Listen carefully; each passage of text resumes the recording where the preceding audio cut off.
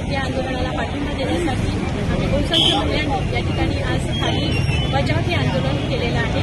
खरं तर आपला जिल्हा हा वाघांचा जिल्हा आहे, ही खूप चांगली गोष्ट आहे। पण या असं सरकारला वाटत आहे का की हा वाघांनी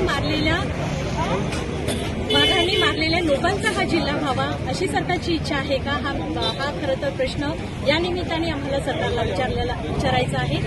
प्रदूषणाचा मुद्दा खूप महत्त्वाचा आहे। चंद्रपूर हे असं ठिकाण आहे की या ठिकाणी खूप मोठ्या प्रमाणात उष्णता असते, उष्णतेसोबतच प्रदूषणही आहे आणि प्रत्येक घरामध्ये दम्याचे पेशंट हे तुम्हाला सापडतात।